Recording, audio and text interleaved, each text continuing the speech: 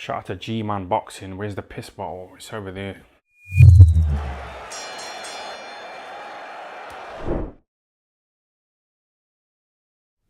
Rematch clause in boxing. Are you for them or against them? Now, rematch clause have always been in boxing, to an extent. For voluntaries, it's standard practice, and I understand that, and I don't begrudge anyone that. It's standard practice for a voluntary to have rematch clauses in it.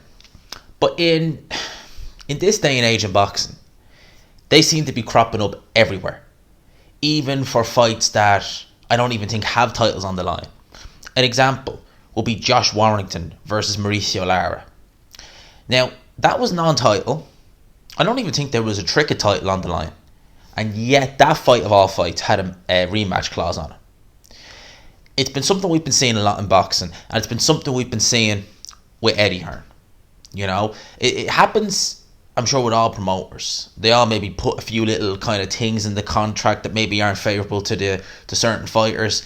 But with Eddie Hearn, it seems like every fight he's doing nowadays, whether it be mandatory, voluntary, in Warrington Lara's case, non-title, because I don't think, unless someone wants to go on BoxRec and tell me they had an IBF Intercontinental title on the line, and even that I don't think would warrant a rematch clause. But it seems to be happening very, very regularly now. Dylan White versus Otto Wallin, had it happened, and had Otto Wallin won, rematch clause. Devin Haney versus Jojo Diaz, rematch clause. Some people would say, Vegeta, that's a voluntary. That I can kind of, it depends really what way you class that WBC title he has, whether it's a legit or whether you'd count Teofimo. That whole franchise thing, which we don't really hear much about these days, to be fair. We haven't heard a champion be named franchise in a while. I think that's maybe hopefully being phased out, because that's a bloody ridiculous thing. But yeah, I can give you the benefit there, because I like that it is a voluntary, but it seems to be too regular. I mean, Alexander Usyk, I think Kubrat Pulev had a rematch clause. I wonder what way, because it'd be real interesting to see this. How many world champions, apart from Asia, does Eddie Hearn have? He's Lawrence Okoli. Devin Haney is kind of working with Canelo, but in terms of just the matchroom stable itself, how many world champions does he have? We'll say like someone like Kid Galahad. Be real interesting to see if Kid Galahad has a mandatory. Now I know Kiko Martinez isn't a mandatory, it's a voluntary, that's different. But imagine he had a mandatory. Would there be a rematch clause in it? That'd be interesting. A lesser fighter will say it than Anthony Joshua, because it seems to be just, as I said, very regular with Eddie Hearn fighters. And as I said, with Josh Warrington Lara, I couldn't make heads or tails why you'd put a rematch clause in for that. I mean, really, that's a head scratcher. It's a non-title.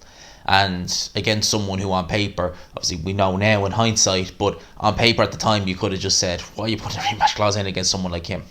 I want to know what people's thoughts are on it, on rematch clause in boxing. Do people think that they hold the division up, they cause unnecessary stress, or are people actually for it? Now, Floyd Mayweather was known for having rematch clauses in contracts. If they beat Floyd would get the rematch straight away, but if they lost to Floyd, they wouldn't. So Floyd Mayweather kind of started that. Now, it had been around prior to that, it had, but Floyd Mayweather was the kind of guy who really kind of started drumming home the rematches. Now, as we kind of went on about things, and Mayweather retired, the boxing kind of moved on.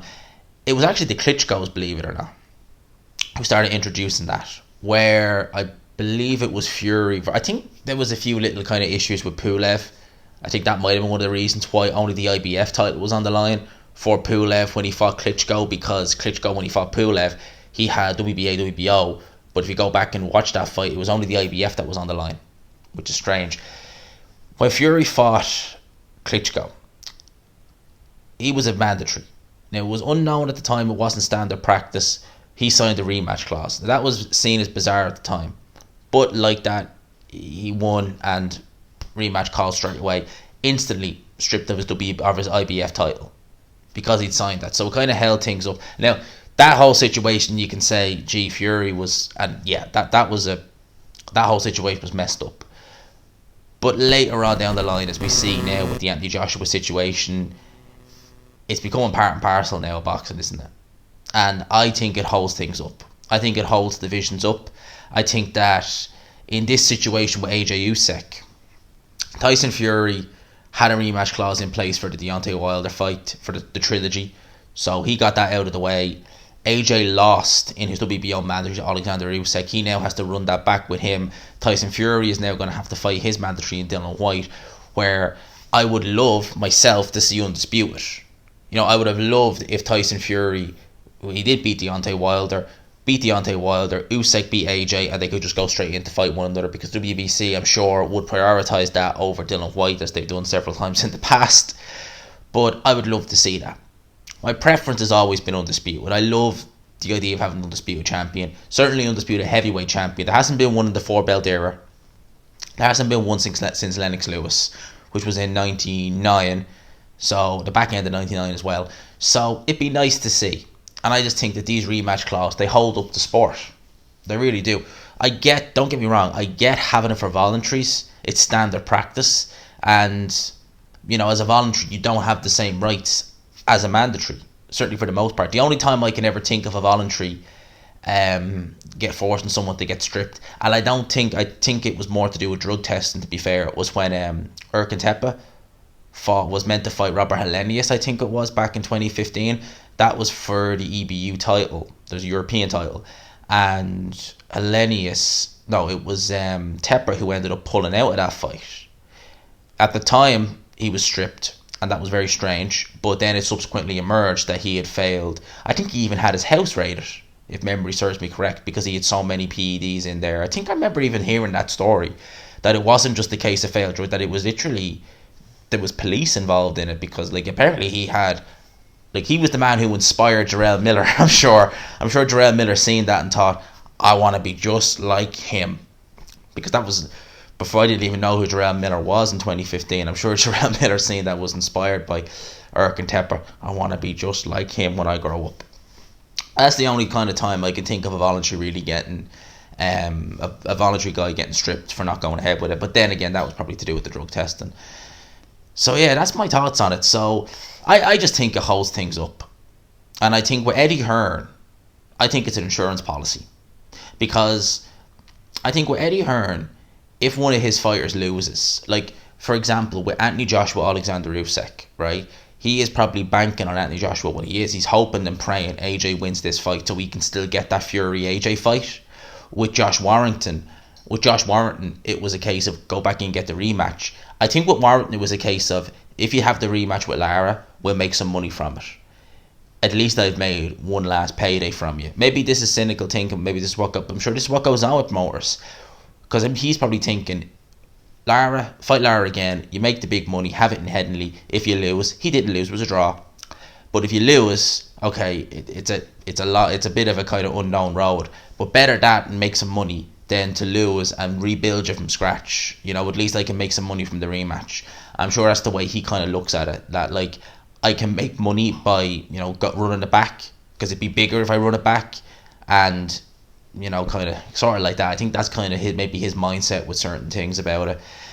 With the Otto Valeen thing, if you're interim champion, do you get the same rights? Someone might say that. Someone might say because Dillian Whyte was interim champion, would he get the same rights? As far as I was aware, interim champion is kind of just like glorified mandatory. Basically, that's kind of how it is, just like a glorified mandatory position. So, yeah, rematch clauses in boxing, I think they hold the division up.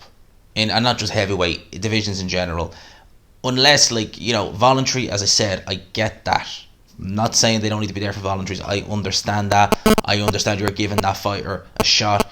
And yes, that's fine. But to have them for all sorts of fights, at this stage now, it's getting a bit silly. I think it's getting a bit silly, and I think that in some cases it is holding things up.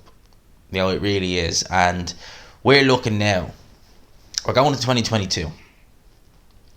Fury against whoever for Undisputed. Could it be 2022?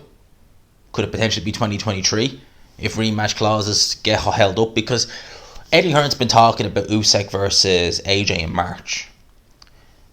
The way boxing has been lately, and the way fights have been lately, I wouldn't rule out that fight happening in September next year.